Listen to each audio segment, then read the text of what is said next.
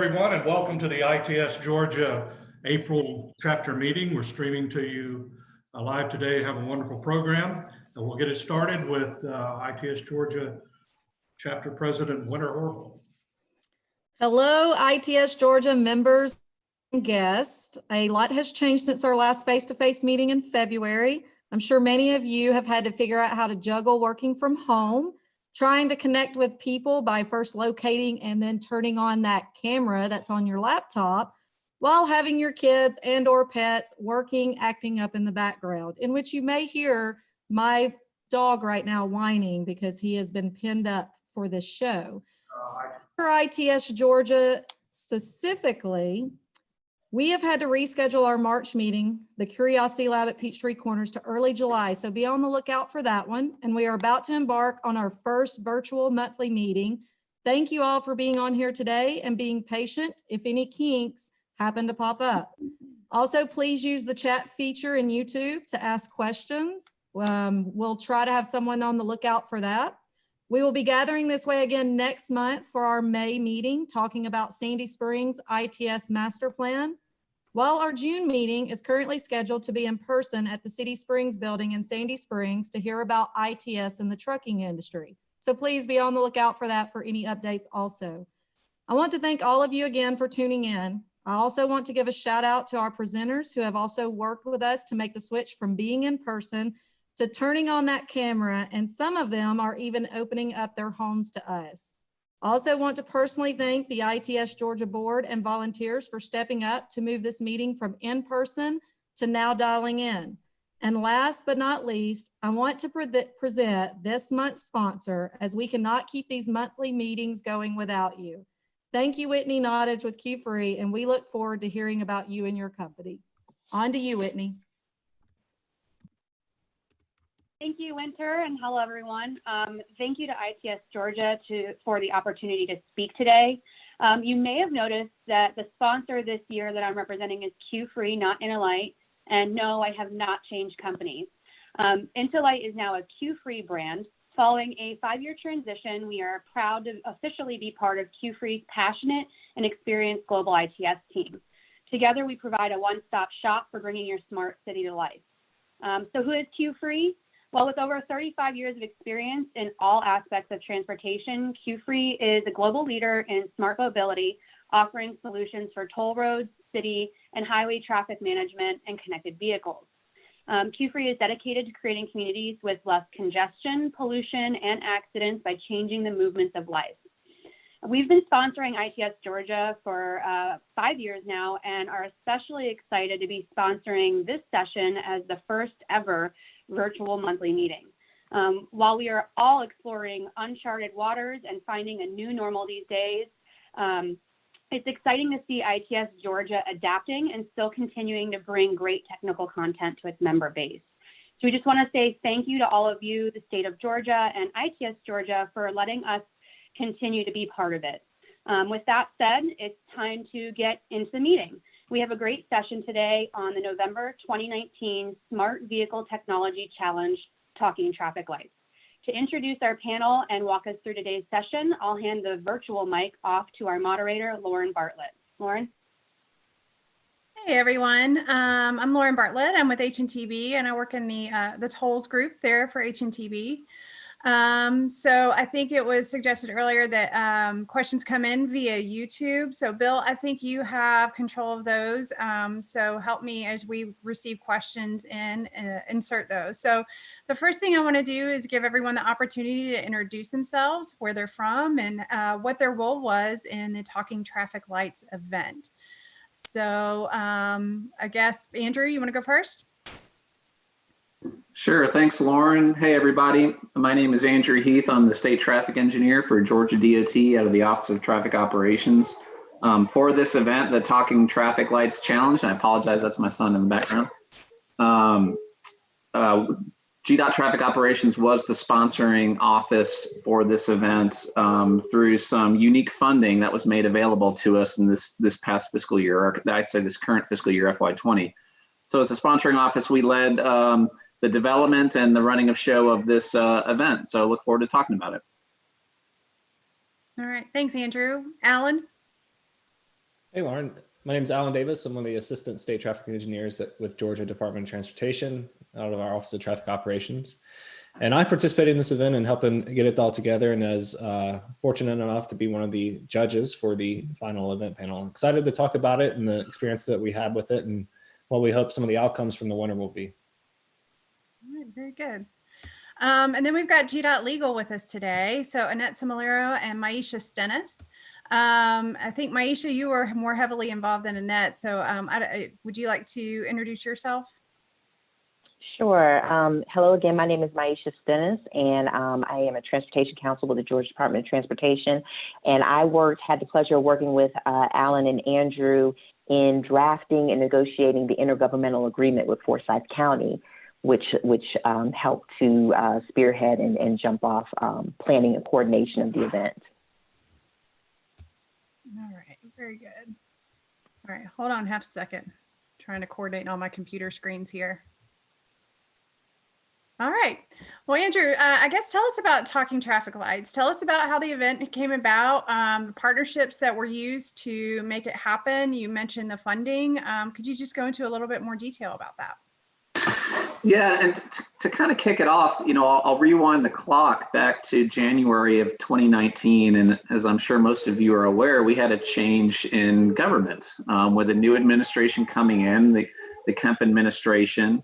That was voted in, and they took over the reins. And along with Governor Brian Kemp, Lieutenant Governor Jeff Duncan also came into office as the Lieutenant Governor. And as we work to introduce ourselves as an agency to that administration, we quickly learned that one of the things that motivates them is to push innovation very broadly, not just in transportation, but really across all aspects of government. But as the Georgia Department of Transportation, we wanted to rise to the challenge of this administration is to show them how we are at the forefront of innovation in the transportation sector.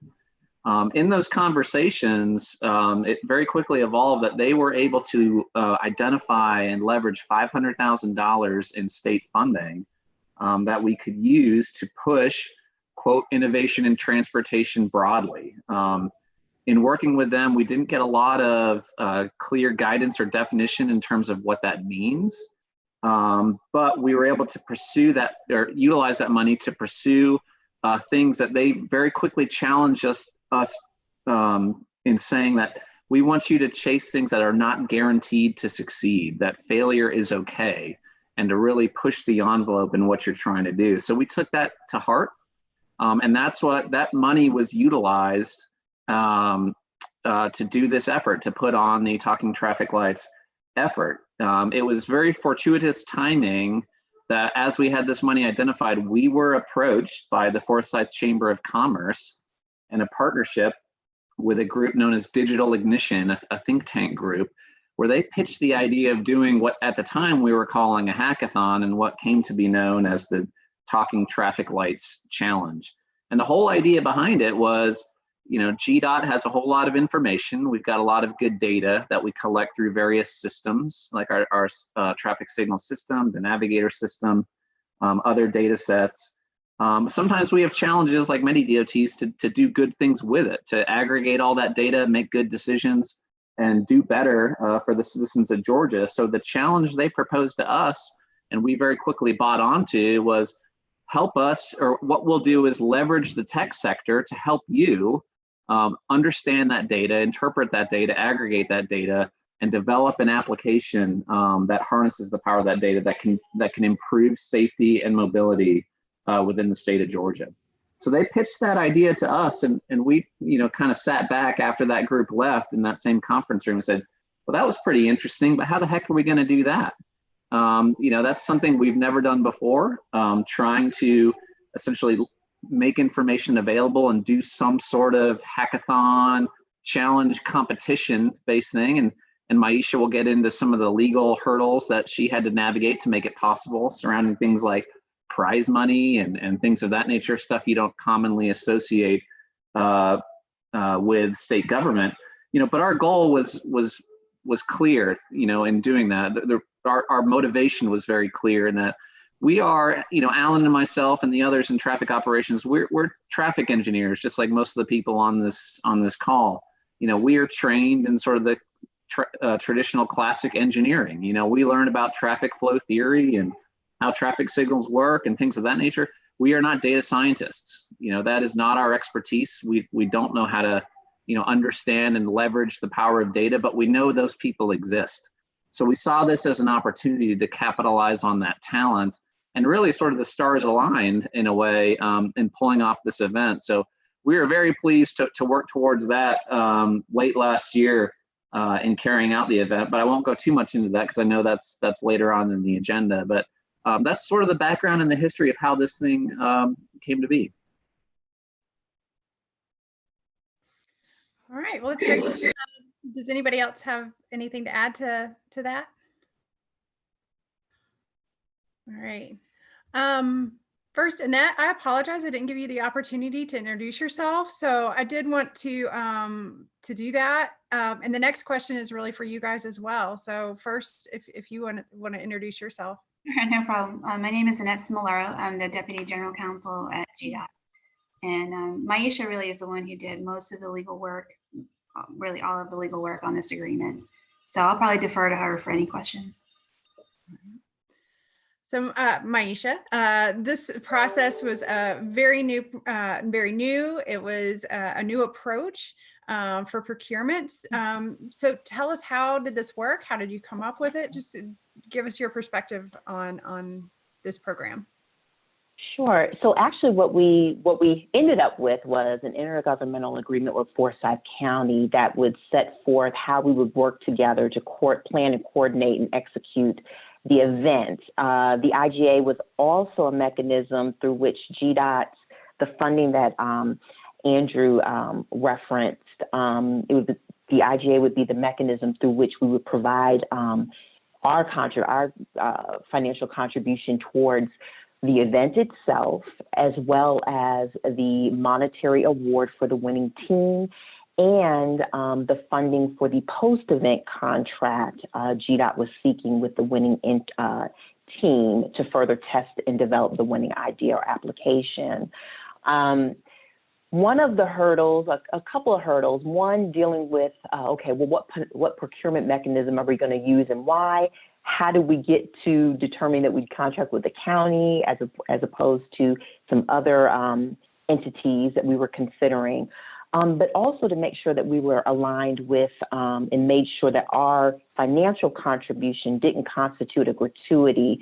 Our state constitution gratuities clause does prevent the state from just giving money to an initiative. There has to be a tangible benefit for the state in return for that contribution. So I can start off with the procurement method. So what we were looking at in terms of identifying a procurement method was what was the best approach to take to really kind of accomplish or be a best fit to accomplish the goals that we were seeking to accomplish. And with the amount of money that we had, the challenge was, well, according to our State Purchasing Act, we would have had to have undergone or executed or applied a more traditional procurement method that would have required posting, would have required a level of evaluation of potential bidders, as well as looking at cost. None of those methods were really a right fit for this endeavor because what we were seeking was not the lowest cost, best value per se, technology with or entity with whom to contract with. We already had a preset award. We already had a preset contracting amount. What we were focused on was solely the innovation. We wanted to contract with in the winning entry that provided the most level of innovation. And so what we decided to do is that understanding that those traditional methods would not be the procurement methods would not be a best fit, we then were looking at, well, from a legal perspective, constitutionally and statutory, what parameters were we working with so that we could, or with whom we could contract with to implement a more a newer approach to the style. So it's what we were looking for. And so we knew that the traditional procurement methods weren't going to be the best fit. So we want to look at who we need to contract with. We had initially considered, before resting with the county, we looked at, can we contract with a development authority, local board of education, and the county? And so in looking at development authorities, we determined that that would not be the proper party with whom we could contract with.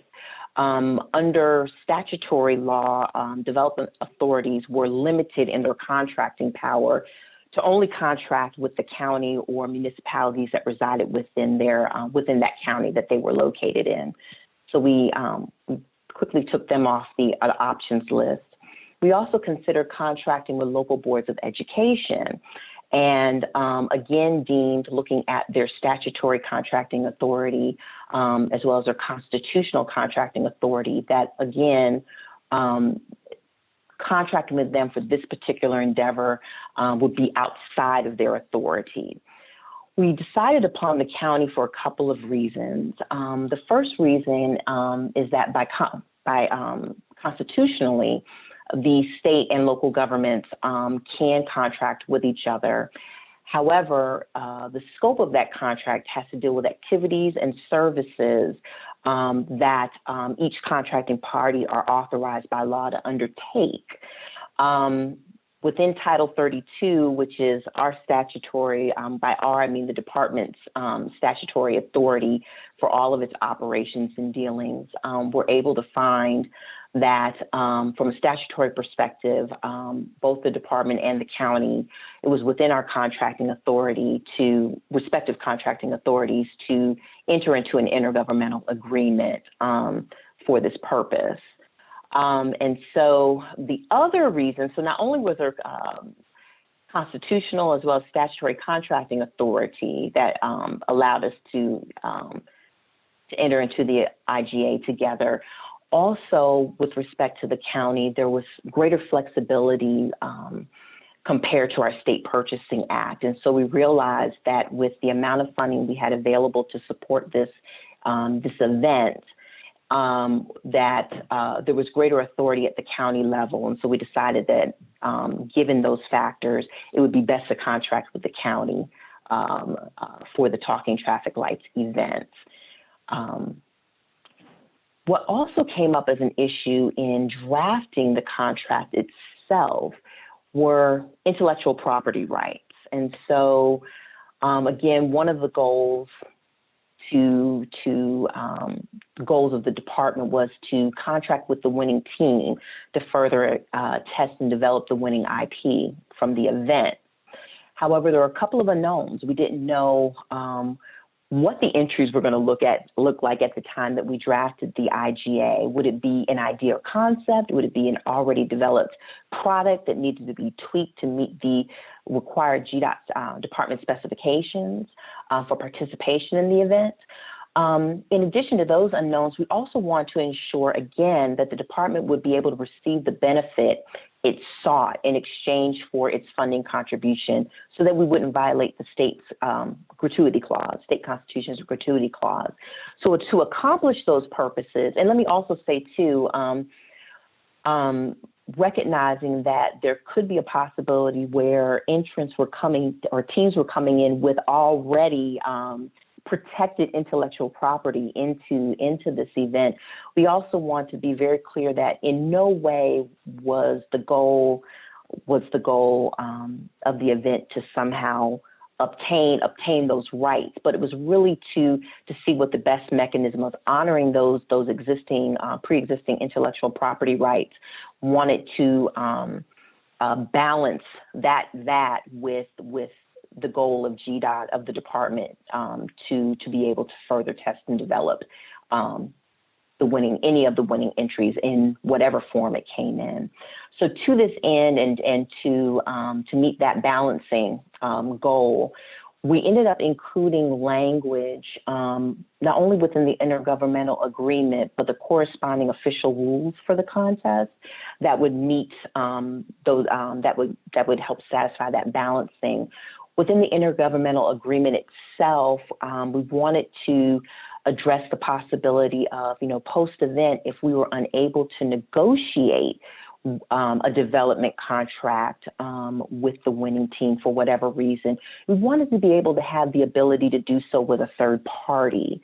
So we did put express language within the intergovernmental agreement to address that, but also with the corresponding official rules to give us that ability to, or to ensure that the department would be able to further test and develop the winning entry. We also included an intellectual property section within the official rules, whereby as a condition of participating in the event, each team would confer to the department a non-exclusive license, and that license would to their entry. And by doing so, that afforded the department the ability to further develop any of the entries for non-commercial purposes in the event that we were unable to enter into a post-event contract with the winning team. And I guess that in a nutshell was just some of the issues and just how we came to draft not only the intergovernmental agreement, but the corresponding official rules for the event. And Lauren, if I could just jump in very quickly, I do want to very publicly thank Maisha and Annette in helping us pull this off. Again, this was an idea that was sort of dropped on them to try to do some sort of hackathon style, competition style event in putting data forward and challenging responding teams to do something good with that information and tying some level of award and and a traditional style contract moving forward into that. And they kind of took it and ran with it. And Maisha, I can't remember how long it took us, maybe about a year or so, but it really was sort of a discovery type process where we'd clear one hurdle and then find ourselves looking at another. But I think the overall result was it sort of showed the flexibility that we do have and that we may not fully understand at times within state procurement and state contracting law that we have to navigate. But ultimately, we found ourselves, I think, at a very good result, and we're able to accomplish really what we started out to try to accomplish at the very beginning. So thank you again for your help. All right. Yeah, I thought that was interesting, understanding how to manage the intellectual property piece of that as well, so that participants would feel protected and would be eager to participate. So anyway, that was good information. Thank you, Maisha. So Absolutely. Andrew, Alan, tell us about the event, the actual event. How did it flow? Tell us who participated. Alan, if you don't mind, I'll talk about the opening night, and then I'll let you go from there. But the Talking Traffic Lights event took place over a period of 3 days, starting on a Thursday night, and then really the meat of it went Friday and then over the weekend. And on the Thursday night, we had sort of an opening event just to bring all the teams in, talk about how the event was going to flow, make sure the official rules for the competitors, that they all understood that, as Maisha was talking about. And we had sort of what's the best word? Given the ability to compete to up to 15 teams. I think we arrived at 13 that said, yes, we do want to compete, and our members will be present. The event took place at the Digital Ignition, sort of the local think tank group at their facility up in Forsyth County, and we hosted the opening event there, and then we gave them working space and internet and things of that nature, and access to our data for them to utilize over the weekend. So kicked off with a very nice event just to get everybody comfortable, make sure everybody understood how it was going to run, and then set them off to do their work over the weekend. And Alan, I'll let you sort of take it from there. Thanks, Andrew. So yeah, Andrew mentioned that we had 13 actual participants sign up for the event, and I think we had 8 or 9 that actually were able to arrive and show up. So I want to go through those real quick of who all was participating in this. And it was, I'll go through these companies. It's Betty Blocks, HAL24K, Italic, T-Mobile, Harmony, CB, Valum Software, and Metrotech. And so we had a great pool of resources here of folks to look at and to develop these things. And we mentioned earlier that, the idea was that we were going to present them with some of our data, that just general data and rich data that we have as a transportation agency that we already produce for a host of different reasons and managing and operating our system. And so the idea was, what new ways could this existing data set be used to improve safety in this concepts, and what new information could be learned from all this to apply it and move it forward in advancing safety and mobility on our roadways. So we took a small segment. So it was a little bit of a challenge to provide all of our data. We're talking terabytes of information here to these teams through the weekend. So we wanted to be able to provide a sample set of something. And we chose an area, a case study that we knew we had congestion issues, safety issues, lots of different things we wanted to address. It was intersections around Buckhead in Atlanta, on State Route 141, 237, and 141 connector, right there around State Route 400 in the heart of Buckhead. We had a lot of good information coming out of those. We had really good infrastructure in place. There's a lot of traffic in Buckhead, so there's a rich opportunity for improvements, both from a safety perspective and mobility. So the data sets that we provided, and we had a grand unveiling Friday morning when all the teams they all got a multi-gigabyte flash drive that we handed to them, and they were able to dive right in. But we provided a month's worth of our high resolution traffic signal data. So that's recordings of every event that's happened at a traffic signal at 1/10 of a second resolution. We provided captured feeds from all of our roadside units broadcasting over DSRC in the 5.9 gigahertz band. So we recorded what those things were spitting out, the raw data, over a period of time, and provided that information as a data stream to the teams. We recorded some sample videos from some of our video cameras that we have in the area to get an idea of the visual aspects of traffic. And that was remarkable, the driving behavior that was able to be captured just from that element alone. We provided crash data for the area, not only on State Route 400, but also on the arterials where a lot of our effort was focused. And then probe data that we had from some of our aggregated data sources. So combining all that together, we all use that data again for various independent resources, but what can we do to combine these things and bring them all together? And so as we went through the event, I spent a remarkable amount of time walking through this data with the teams and explaining what it was, how we used it, what we had ideas for it for. And it was really a great experience for me in working with these tech companies. These are not necessarily transportation companies that we work with day in and day out, who maybe had no idea that these data sets existed, had no idea that this information was being generated by an agency. And so being able to walk through it, explain it, get their feedback and ideas on what the potential was in there, and you start to see their wheels start to turn about the ideas that they're going to come up with through it all. And so they worked Friday night, all day Saturday, and all through the night Saturday evening. I will mention too that one of the companies brought in their Amsterdam contingent. So this was officially an international event that took place, and the Forsyth County folks are real proud about that. And that's rightly so, it's a really big deal to have that kind of impact, influence, and input from this kind of event here in Georgia. So as they crunched the numbers, developed some ideas, the idea was that on Sunday they would have a time, the cutoff was 12 noon, and then they would have 20 minutes each for each team to present to the panel of judges. And so for the panel of judges, we had a cross-cutting group of folks that were from industry that were going to be able to take a look at this, hear these ideas, and provide inputs. And there were representatives from Metro Atlanta Chamber. There was folks from the financial sector. There was representatives from the ITS traffic industry, from Siemens Mobility. There was academia there from Emory University. And there was some guy from GDOT who kind of showed up. That was me, to be able to provide that input from not just a transportation perspective of, I see these things through this data, these applications through a certain lens. Here's this cross-cutting look from industry of what's good and what's bad and what could benefit the public from a safety and mobility perspective. So each team went through their presentations, and I'll talk a little bit about some of the ideas that we saw. There were a lot of analytics suites that were developed that were able to process in this data and output various things in different ways.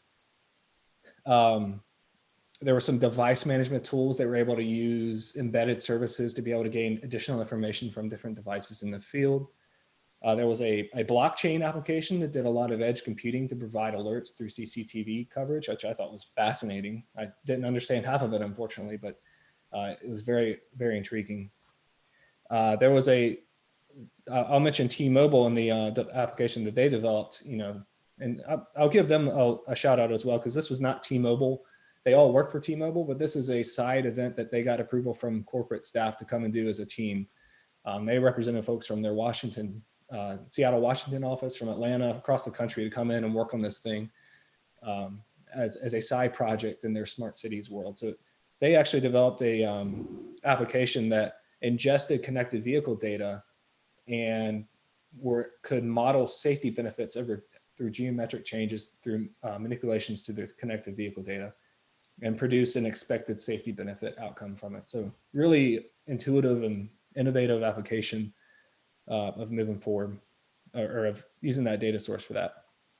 And then I'll talk a little bit about the actual winner. Since this is a talking traffic light event, so I'll put some traffic lights up there too. I'll put the logo back up. But the winner of the whole event was a company called Italic. They were after we all reviewed the proposals and had ranked them, the procurement, as it were, had a high emphasis on safety benefit from it. And so Italic was the winner of the overall event. And so they had developed a cloud-based software solution for traffic managers of jurisdictions to transform traffic management as their platform.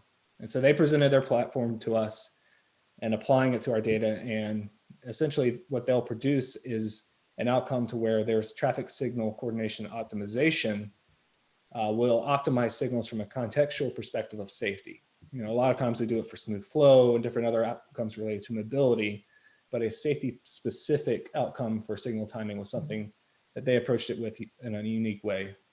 We want to retime these signals in a way to minimize angle crashes, that kind of thing.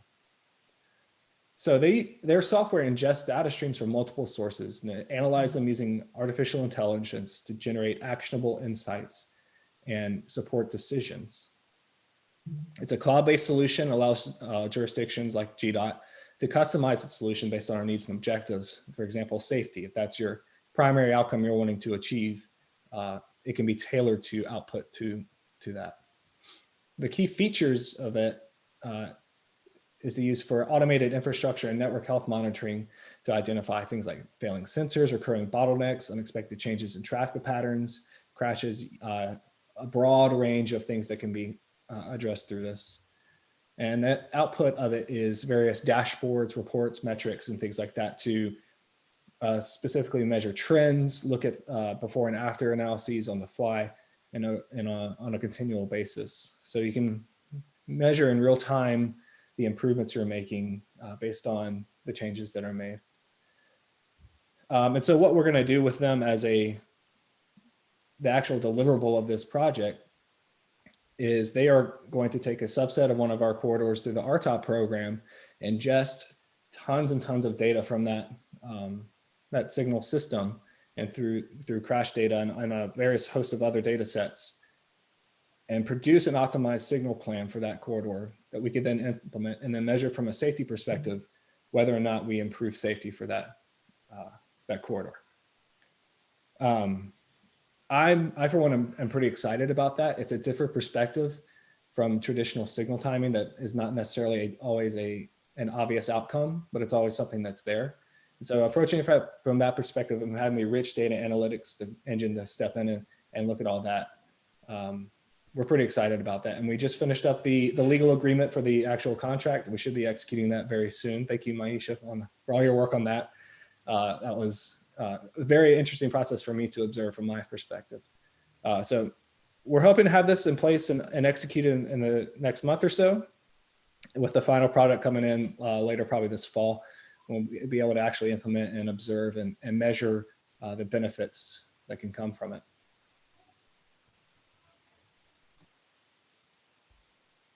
Well, it sounds like there's another future ITS Georgia lunch session on this and a demonstration. So thanks, Alan. And Lauren, if I could add one more thing, I do want to give a special thanks out to a few folks that made this happen. You know, we mentioned the partnerships that existed through Forsyth County and the Forsyth County Chamber and Digital Ignition. Also want to thank Mike Dudgeon from Lieutenant Governor's Office, Scott Evans with Forsyth Chamber, and Dale Tuck with Primerica. They all were very instrumental in making it all happen from not only a contractual side, but the logistics and all that from day in and day out. So really great professional event with very exciting outcomes, I think, for everyone involved and us in the department. All right. Thanks, Alan. So for those of you that help facilitate this, what are some lessons learned from this event? Is this something that you will do again in the future? How do you see this growing? I'll jump in, Lauren. You know, just very quickly, you know, one of the biggest lessons learned from my perspective is that this was a very effective way to leverage the talents of an industry that GDOT does not have internally. You know, we were able to tap into a very broad source of skills that we don't have, and Alan listed off the teams that came in to compete. You know, folks that have programming experience, experience with artificial intelligence, you know, things of that nature. And we were able to do that at the total cost of $100,000 to pull off the entire event. $25,000 of that was in the event itself with Forsyth County in terms of, you know, holding the opening reception night and getting the space and doing all those types of things. And then $75,000 of that was awarded to the winning company through a combination of prize winnings and future contract development. So of that 100,000, 75,000 of that really kind of is value direct back to, or 65,000, I'm sorry, is value direct back to GDOT. So from our perspective, that was a huge lesson learned and something we saw as a big positive and something that could be replicable moving forward, you know, just because of the value to the state of Georgia and trying to tap into some of these other industries. So we don't have definitive plans as of yet to do this again. But emerging from the other side of what we did, we saw it as a great event and something that we would like to consider moving forward, you know, maybe with additional tweaks or trying to take it in a slightly different direction. We kind of see it now as another tool in our toolbox to try to tackle a problem that we might see here in the future.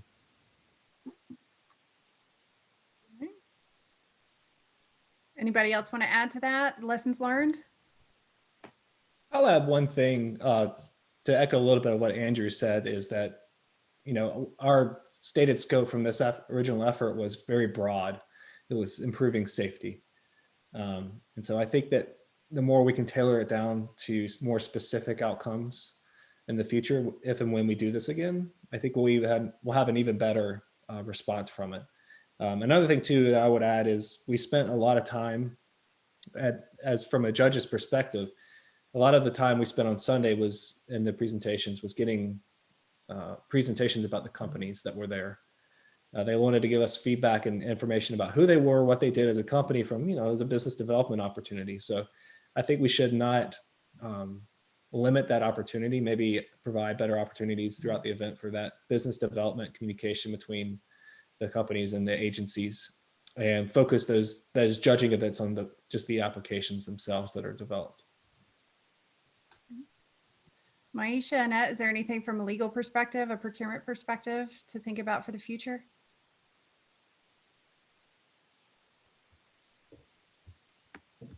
I would say, look, in terms of lessons learned, I have to say this is such a new approach that I'm very much interested, I think, in the IP component of it and that balancing of intellectual property rights. And so I'm looking, I think, more so as future opportunities present themselves, just the discussion that comes that is had around intellectual property rights, because I do understand that any individual or company that would want to participate, they do definitely want to make sure that their rights are protected. And so just see how that discussion further develops. So not so much lessons learned, but looking forward to further discussion. Lauren, Maisha's real lesson to learn was to figure out how to block my emails and phone calls so she doesn't have to do this again. Not at all. I enjoyed the process. I'll put it that. I enjoyed the process. Good. Well, we'll open it up for questions. I'm seeing some questions come in. So I think we've answered one of these. Maisha, have other agencies reached out to you about this procurement process? Are they interested in doing something like this? I have not heard directly back from any other state agencies. Annette, I don't know if anybody has reached out to you. No, they haven't, but we've had other attorneys and people in the industry ask us questions about it, but I wouldn't say that any agency has asked us yet. I'll add too that Georgia State actually had some grad students actually catalog and memorialize this whole event from a procurement perspective because it was so novel. I thought that was pretty fascinating, and just being interviewed from their perspective about how it was we as an agency did this and what we wanted to get out of it. It was very very interesting to have that perspective from the academic world for this as well. Let's see, would the safety benefits from the optimized signal plan or the Winning Teams project include pedestrian crashes as well? Does the plan only look at vehicle crashes? So for the safety perspective we're looking at for this outcome does include pedestrian crashes and any other crashes that are as part of this. We're taking our entire crash database of every crash that's been cataloged on the corridor we're looking at and looking at ways that we can mitigate those and improve safety from all modes. So yeah, it does include pedestrian crashes as well. Are there any other questions from those listening in today? If not, does anybody have any final remarks? All right. All's quiet. Well, I guess we will wrap up. So Whitney or Winter, I'll give you the opportunity to close us out. All right. And we'll kind of it looks like we're going to pass off this to close. So guys, I do want to just thank, and can you guys hear me? Maybe give a thumbs up at least. Okay. Thank you. All right. I want to thank the moderator and panel again for such a great discussion. I also want to thank our sponsor, Q-Free. Thank you, Whitney, for sponsoring this event. Also, if there are any other questions that happen to come up, do not hesitate to go to our contact link on the ITS Georgia website, and we will do our best to get an answer back to you regarding any of the questions that might come up, especially since we can't really put everybody's information up from this panel, so we can at least reach out in that way. And just as a reminder in closing out, register and tune into our May meeting, which will also be virtual just like today. And the topic is Sandy Springs ITS Master Plan. At this time, our June meeting is currently scheduled to be in person. So I hope to actually see all of you.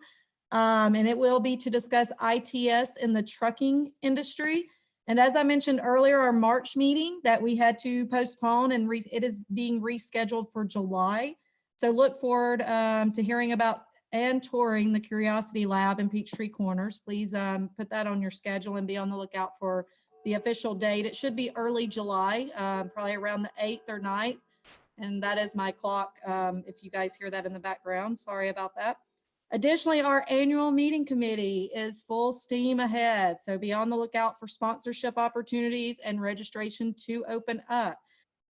Meeting is scheduled for September 27th to the 29th at the lovely Westin on Jekyll Island. And we are keeping a close eye on that and have been in touch with the Westin there. Also, please keep an eye out for our ITS Georgia email, social media announcements to stay informed. If you have any questions, do not hesitate to contact me directly or the ITS Georgia website again by clicking on the Contact Us. On a more important note, if any of you or anyone you know needs some assistance during this situation, please also reach out to us, as we want to make sure we are available to help our members and community any way we possibly can. Please continue to stay healthy, and we look forward to virtually seeing you all next month. Thank you all, panel, and thank you again, Lauren. Wonderful message, wonderful. I can't believe what the procurement has done in this, so it's going to be interesting to see how this moves forward, and just stay safe. Thanks, everyone. Have a good day. Bye.